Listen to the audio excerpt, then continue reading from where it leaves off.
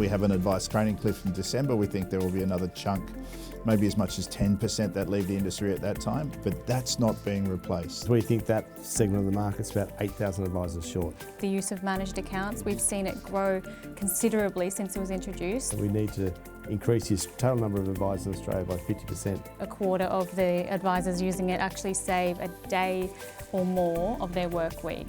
That really speaks to the impact it has. Hi and welcome to CoreData's podcast series, Conversations with CoreData. My name is Anna Vennonen, I'm a research consultant at CoreData, and today I'm joined by two experts. We've got the global head of CoreData, Andrew Inwood, and also the chief strategy officer from Praemium, Denis Orrock. Now today we're going to talk about what advice looks like in 2025 and how to be a successful advice business. And we're also going to speak through something that we talk a lot about at CoreData, which is the demand for advice and how this is really changing the industry and how we're actually going to need to adapt to meet this demand. Now, you're very passionate about this issue, Andrew. Would you like to take us through it? It's a kind of interesting construct in advice. The research we've done at CoreData is really clear about the fact that in Australia, because of the complexity of the savings and the way in which we've been compelled to save, that advice really changes lives. We've just finished some work on this which demonstrates the value of advice and the kind of hard values of advice. And the two young guys who were doing the hard maths on this really started by not liking advice and thinking that it was rent-seeking behaviour. By the end of it, they were really clear, this changes outcomes. Mm-hmm. The challenge for this is that we have such a complex environment and have so many needs that people at the savings time, and particularly the transition to investing and the transition from investing to divesting, which is using their saved money to sort of fund their lives, need to get that structure right. And if they don't get that structure right, then it's going to be a real problem. Given that we've created that environment, we should have been creating an environment where we train up people inside a system which allows them to scale advice, to grow the number of advisors. We have 15,400 advisors at the moment, down from 22,000 at the peak. There was a big clean out post the Royal Commission, and I think a lot of that was deserved. But since that time, there has been no growth. Mm-hmm. In fact, we have an advice cliff, a training cliff in December. We think there will be another chunk, maybe as much as 10% that leave the industry at that time. But that's not being replaced. There is no pathway to advice and no pathway to outcome, which means that we're going to have great systems and processes, particularly digital systems, which help people through that. That's interesting at the bottom end of the market, and we call that, let's say we call that to people with from 0 to 350,000 at retirement, but from 350,000 up to about 5 million, they have real needs because that not structured properly will become a real problem, and then we're going to have real decisions about how that works. Someone's going to have to fill that gap. Will it be the government? Will it be the private sector? At the moment, that's a bit unclear. And this is super topical right now because we're going through the largest intergenerational wealth transfer that we've seen in history. So all these decisions become especially pivotal now as the money is sort of changing hands through the generations. But Denis, I'd like to get your thoughts on what you're seeing. I mean, you've been in this space for a long time. What sort of systems do we need to actually address this problem? Well, I mean, touching on what Andrew said, the advice gap's just getting bigger. There isn't a clear pathway of how that's going to systemically narrow. And advice, unfortunately, has become a luxury item. Mm-hmm. And so then advice starts to skew to the higher net worth segments of the market. And, the advisor efficiency is one. How do you make an advisor more efficient or a practice more efficient so they can take on more customers? And certainly, the research that we've done with yourselves and research we've seen elsewhere indicates that Australian advisors lag their international peers on number of accounts that they can service. And so if we can uplift Australian advisors by 40 or 50% in their efficiency and productivity to service, that's going to help close some of the gap, but it's not going to close, it's going to close at the margins. Well, if you think about this, Denis, I mean, your product specialises in alternatives and kind of complex investments, which is not the preserve of the wealthy, but it's where the people who have complex needs really play. Let's take the number that's in motion. The bit that's easy to see is about 4.4 trillion. 3.2 trillion of that is with the wealthy. That's weakly occupied by advice. About 1 in 5 have advice at this point. And it's weakly occupied in terms of systems which supply that. How are you going to face into the demand for that service? Because it's only going to get bigger. Yeah. I mean, I suppose there's two components to that. First is we think that segment of the market's about 8,000 advisors short that can service that market. So we look at the Australia, we need to increase the total number of advisors in Australia by 50% to service that segment of the market efficiently. So that's clearly not going to happen anytime soon. So then you look at, okay, how do we make the process of advice more efficient? How do we make the reporting more efficient? And how do we introduce, in a safe environment, a wider breadth of assets, etc., for investors to invest in? Otherwise, we're going to be hugging indexes as a country, and how does an advisor then generate an alpha return for customers? How do they optimise and tax around those sort of structures as well? But I think our role as a platform, and one of our core missions, I suppose, is how do we make advisors more productive and deliver great outcomes? And so a lot of that's around the digital enablements, etc. There are a lot of friction points systemically in the industry in Australia. And I think the real opportunity, when you start looking at where's technology moving towards, etc., is how do we actually leverage technologies, whether it's AI or robotics, etc., to identify and remove friction points in the process, so that ultimately a lot of the processing of portfolios, etc., circa 85-90% should become straight through process. And platforms like ourselves should be dealing with exceptions and then feeding those exceptions back to the advisor in a really, really clear digital manner.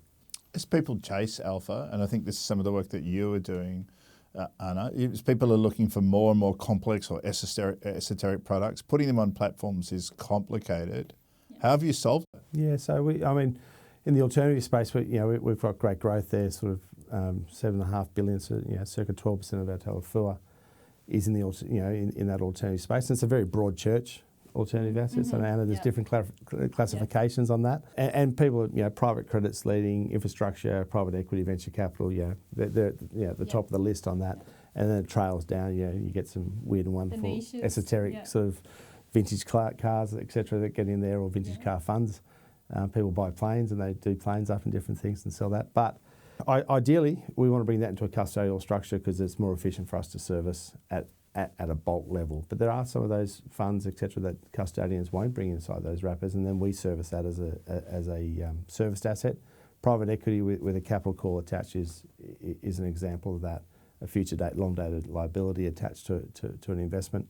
And we work very closely with advisors to manage that, what's going to happen when that comes, how's that going to be funded, etc., so that the advisor can continue working the client's money and then obviously liquidate the clients to create money or access for that liquidity event. So thinking about the research that you've done recently, Anna, what's the most compelling piece of evidence that's coming through the data? A big thing that's come out for us, in the alternative space, is that it's quite common now among high net worth. So we know that 1 in 5 high net worth are actually holding alternative assets. So of course there needs to be that capability there to actually service these. But that's likely to grow. Globally, that's 3 times as much. What's going to drive that growth here? Well, access is a big part, and also the advisors sort of being able to actually service these people. So they need to have strong awareness of the different options out there and know that they can actually offer it on platform with what they're using. I think also you've got a lot of, in that high net worth space, investors who are taking alternative investment opportunities to their advisors. They're leading the market. They're leading the market. So they're coming to the advisors saying, I'd like to invest in this. Can you get this? Can you explore how we can do that, bring it onto the platform, etc. And then we're engaging with advisors and fund managers, etc., how we do that. Obviously, there will be a pathway towards, and I hate the word, democratisation of these assets. And that's, similar to other industries. Fashion's a great one. What you see in the catwalk in Paris, 3 years' time, you're seeing a similar in Kmart. And it's making things available to all people. And so you'll see that. But as that translates, there'll be a change in the alpha impacts, etc., for the investor. But so the high net worth investors are leading the charge, but that'll be ultimately for the benefit of everyone.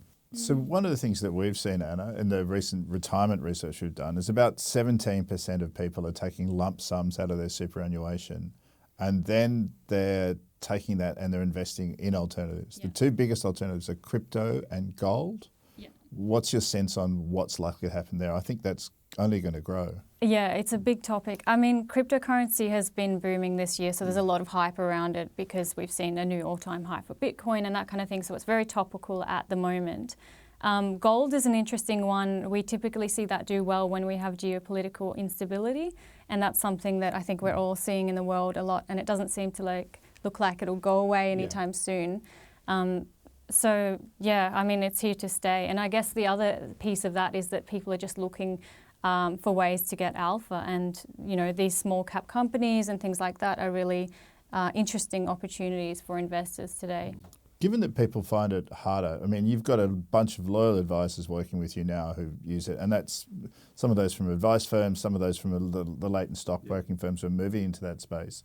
Is it something that you're considering to allow people easy entry into that by putting packages together and allowing people to do that? Because you've got the platforms.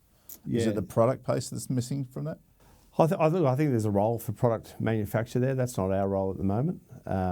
We can enable products to come onto the platform and maybe in the future potentially arrange some of that. But there is probably a broader question as well, is in the alternatives and the unlisted and the private market space, is what does the secondary market for those assets look like? What's the liquidity windows that are available, etc. And that's something that advisors have to consider and the investors as well. Because some of these investments, you're in for the long haul as well. They're not a turn and burn on that respect, Given that this is going to grow, what are the critical things, the three critical things that you're thinking about that are going to help Praemium grow along with the cycle? Yeah, it's interesting. So there are a lot of alternative investment platforms emerging, and we work with probably 6 at the moment, and we'll continue to integrate into those providers to obviously improve efficiencies for ourselves, but also our advice partners. We don't necessarily think there'll be one winner in that space, and that's why we are taking an open architecture approach across those alternative investment platforms in the market who are bringing products to market from overseas and domestic. So we think it's important that integration is really important. We think the development of a mature and transparent secondary market becomes very important in this space as well, and how we can leverage our network to achieve that. And thirdly, it's listening to the advisors. The advisors and investors are leading us where we need to go as well. What do you think the core trends that you see emerging are? In terms of alternatives? Yeah. So we're seeing that advisors are recommending them. So about 6 in 10 are recommending them to their high net worth clients. So they're seeing them now as a key part of their portfolios. But that also means that they need to manage them alongside their other assets. And some of these assets are non-custodial. Yeah, 100%. Even on your platform, you can list racehorses. Yeah. So being able to see everything all together, you're working with complex assets. They're changing values, some of them fast, some of them slow, like infrastructure or something. But you want to be able to manage it all in one place. And that's a huge demand. And that's one of the areas that we see we bring real value to our partners, is that ability to consolidate all the assets into one location so they can see the non-custodial, traditional ASX shares that they've held for eons, etc. Whether it's a slow racehorse that's listed there for whatever reason. But we can bring all those assets into a consolidated view and give a full household picture of wealth to the advisor and then the investor as well. So in terms of efficiency, I mean, that makes it easier to manage, but I also wanted to touch on the managed accounts piece, because that's something that Praemium has actually brought to the market 20 years ago. Yeah. So, I mean, you must have seen this space change a lot over it's certainly Praemium, partnered back in the day with BlackRock to bring managed accounts to Australia. Is that right? Yeah, and so 20 years this year. I think we had the birthday a couple of weeks ago. Not sure if there was a cake, but anyway. But certainly, managed accounts, again, starting to become a broad church as well in the way people achieve. But in the SMA, that has brought efficiency and scale to advice practices. It's also brought access to investment, international and domestic investment types that they can actually achieve inside an SMA as well. So one of the things that we see in the SMA research, it's hard to know what the truth is, but between 17 and 19% of advisors use it, but they're the ones that are growing and moving in that space. Do you think that's going to extend into the rest of it? Definitely. I think in different segments of the market, there's different uses. There are advisors who have gone all in on managed accounts or SMAs or IMAs or MDAs, etc., and that's how they run their business, and they've recognised from that's how they're going to scale and efficiencies, etc. And then there are other advisors who use them for a sleeve of the investment. So they might use SMAs to access international markets, etc., and they find that to be an efficient method for them and the models that they run, etc., or they look at different managers that they want to work with, versus they'll keep their domestic assets in more traditional account structures, etc. So, but the SMA or managed accounts have a place in everyone's, I suppose, portfolio view, and certainly the growth in managed accounts continues. It is coming from still a relatively low base when you look at the overall platform. Platforms are about 1.2 trillion, so SMAs are still a sleeve of that, or managed accounts are a sleeve of that, but that will continue to grow. So platforms will grow in line with the market growing, and you've got to assume that that's going to happen as that 4.4 trillion transitions out. And what are you seeing as the kind of keys to growth in that space? And then Denis, you too, what are the things that you're going to do to kind of outperform in that space? Yeah, good question. I mean, I think there's an opportunity here to sort of use managed accounts to look after the core of the portfolio and to scale, and then use the alternatives and those kind of non-custodial assets to actually provide the personalisation. Because I think this is so topical right now in the age of AI is, you can automate everything and it's great for efficiency, but how can we maintain that connection with the clients to actually make them feel like, that we're looking after them? Yeah. Look, I think that that's a pretty strong starting point for all platforms to sort of explore, and those sort of hub and satellite or spoke models around how they are allocating assets, etc. work. I think the digitisation and that personalisation of service, there's a lot of opportunities that remain in the industry to improve that. How do we bring better research to the end investor that's more relevant to their absolute holdings and changes in the marketplace on that? How do we better calibrate to market movements, client profiles, life cycle investment theses? You're starting to see those goal-based structures, taking greater prominence, I think, with a lot of advisors. And as advisors want to move up the value curve, I suppose, and really supercharge their businesses, that's when they're going to need to work with, whether it's us or other platforms, to really enable them to get to where they want to with their business as well. Yeah, and actually on the client outcome side, I mean, some of the research that we did with you, we found that 88% of the people who use managed accounts, so advisors, actually noticed that it improved client outcomes. So it is having that benefit for the client, the end user, as well as the advisors themselves. I think it's a change in advice. And you touched on Andrew earlier. The regulatory environment for advisors today that they have to work through, superannuation, investment. That regulatory environment's quite, it's growing on the advisor.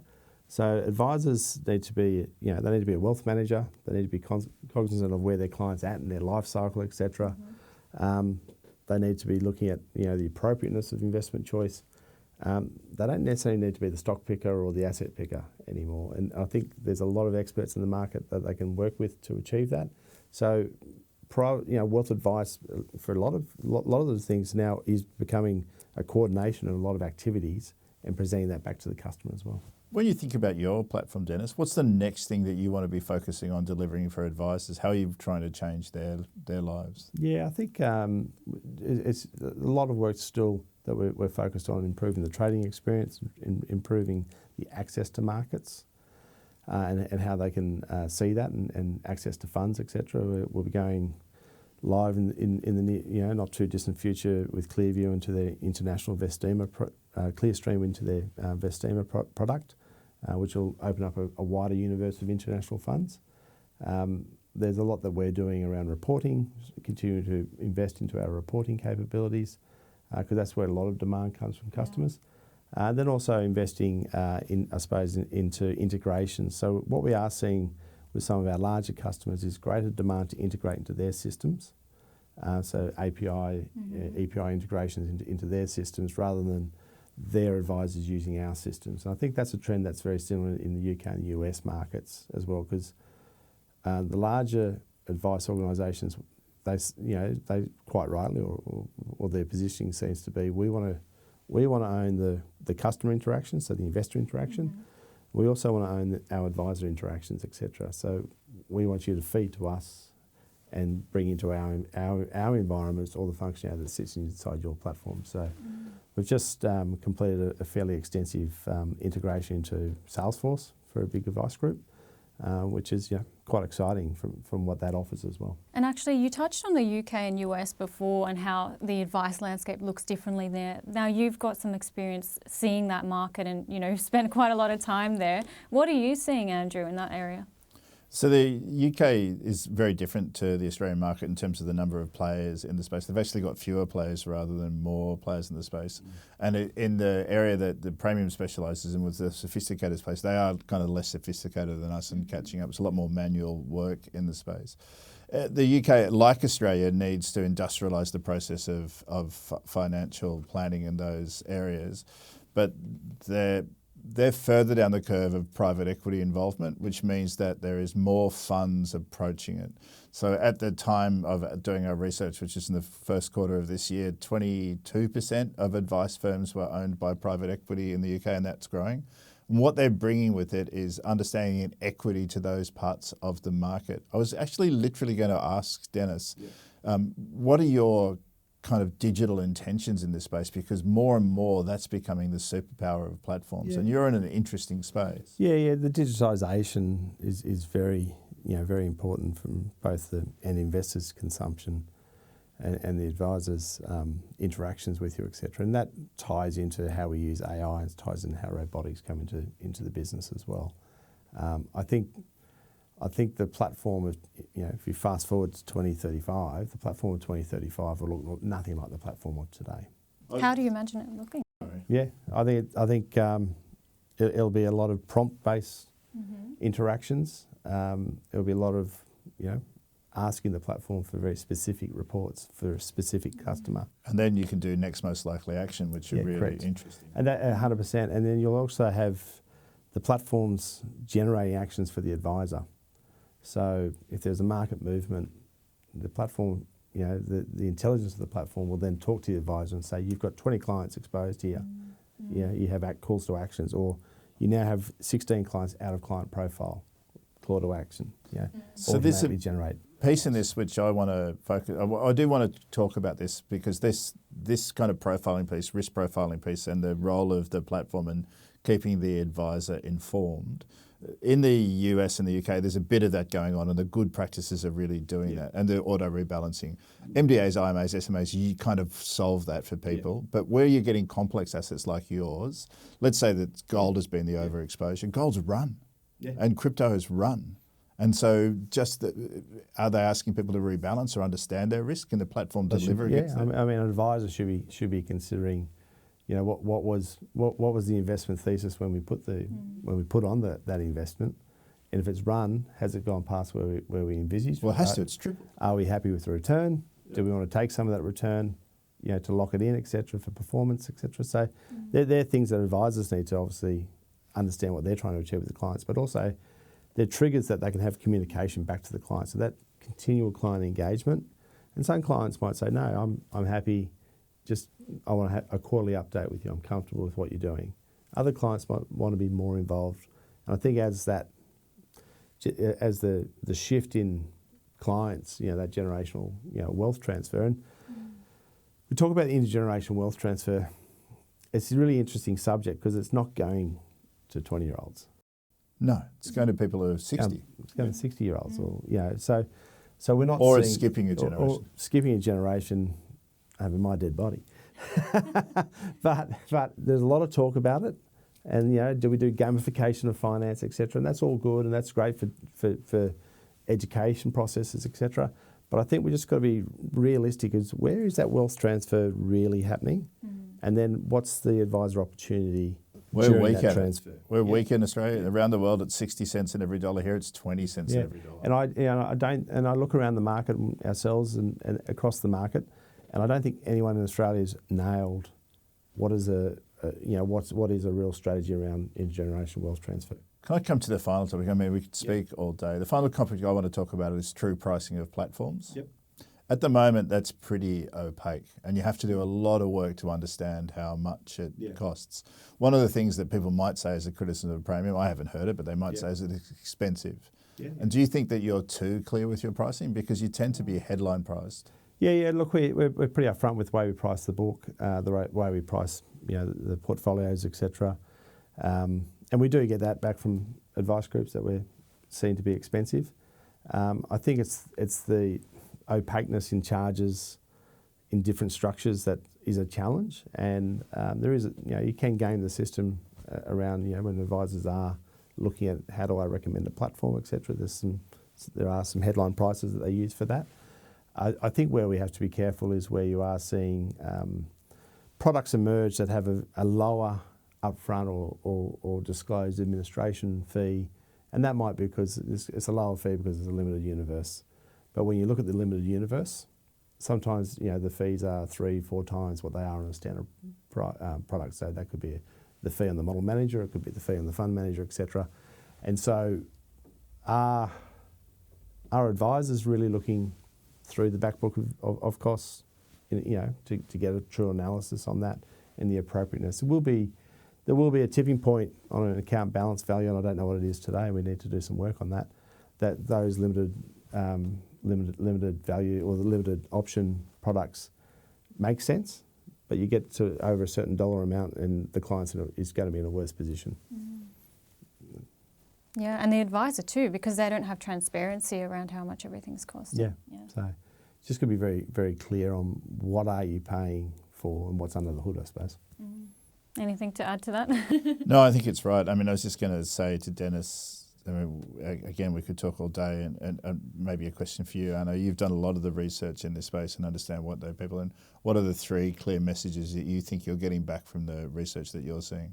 3 clear messages. I mean, the first one would be that advisor education is really important. They need to know what options are out there, and how they can actually fully use a platform to actually serve their clients best they can. The second one I would be watching would be the use of managed accounts. We've seen it grow considerably since it was introduced. So a third of the advisors who are using it today actually just started in the last 3 years. So it's really kind of ramping up now. And the main things behind that are just efficiency, really. It brings a lot there. So that would be something I'd be looking into. In the research it came out that a quarter of the advisors using it actually save a day or more of their work week just using it. So that really speaks to the impact it has. Are they spending that on leisure or spending that on work? Or is that impossible to see? I think they'd be servicing more clients, and that's what we need, right? Yeah. Well, there's gaps really there. Can't put a price on time. No, they really can't. What about from you, Denis? What are the 3 critical things that you think advisors should be focusing on? I think, obviously, how they're servicing customers, and how that aligns to their investment philosophies, etc. That's the key one, and how the personalisation of that service is a big driver for them. I think from our own perspective, we have a role to play in that. So the tighter we can work with our advice firms and audience to achieve that for them is to our benefit as well. Investment, I suppose the breadth of investment and investment suitability is really important moving forward. And then education, advisor education is critical. And I think we've seen huge numbers tune into some of our webinars around alternative investments, etc. And that's really encouraging. I think one of the things for all the platforms we all have a role to play is if we want to introduce or democratise, again that word, in alternative investments or private credit or whatever it is, we have to educate. And so there's a big role for everyone to play in that education. I think that's really true. Kind of final thing for me, and this is a little bit hard, I'm going to ask you both this, and although I feel like I'm sort of hijacking this a bit. Although, I mean, I read a lot about economics, and a lot of the economists are pushing what they call the next macroeconomic shock out a bit further. It's sort of late 26 to early 27. What's the role of the platform in the kind of macroeconomic shock place? I know. What are you thinking about in that when you're seeing there? I think it's really important that advisors have clear access to data. I mean, we've seen so much more volatility recently, and I mean that came through in our latest advisor pulse check too. It's now risen up to be one of the top 3 concerns. So yeah, access to data and then the tools to actually execute would be. I think timeliness to data is critical for that, and accuracy of the data as well. I think we saw during Liberation Day, to bring Trump into it, but during Liberation Day, obviously we saw a lot of elevated trading activity. And what we didn't see on the platform to a whole, we saw elevated trading activity, but we didn't see massive volatility in models going, rebalancing and repositioning themselves day in, day out, etc. So we saw a lot of probably controlled changes being made because it was so volatile. It was up and down, and so a lot of people sort of sat and ended up in a slightly better position than it was 20 days prior. So that's quite impressive from an investor perspective to sort of chart your way through that storm. We saw it. But I think data, the accuracy of data during those times is critical to make real decisions. Well, if volatility is a new norm, Anna, and I think you're right about that, what do you think the clues are in the research about how people should react in volatility? I mean, that's definitely a conversation for an advisor to have, not financial advice. But, a lot of it is about managing the client's expectations and basically just reassuring them that everything is going to be okay if they can ride out the storm, because if they sell at a low, that's really where they're going to actually lose their assets. Did you see much of that, Denis? People selling at the wrong time? We saw some. I spoke to a couple of advisors, but one in particular, he said he had some clients who just said, look, I can't. I'm out. I don't like the stress of it. And obviously there are different stages of their life cycle, but we didn't see wholesale movements to cash, for example. So I think a lot of people understand and probably getting better educated than they ever have been in the past because of superannuation, exposure to markets and exposure to investments for a longer period of time. People do understand you have shocks. Whereas a GFC event, you don't want to sell in the middle of one of those events. That's when you ideally are looking for where the opportunities are. Well, it's been a great conversation with you both. Thank you for coming on, Denis and Andrew. It's clearly an area that we need to be having more thought and, advisors need to be thinking about, on one hand, scaling their business so that they can meet more of that demand. But on the other hand, having that depth of service and the personalisation to actually continue to deliver strong advice that gives the clients the best outcomes possible. So if you'd like to learn more about Praemium, you can go to their website, which we'll link below, as well as the CoreData website. And if you'd like to learn more about the research, you can also email me at anna.vennonen@coredata.com.au.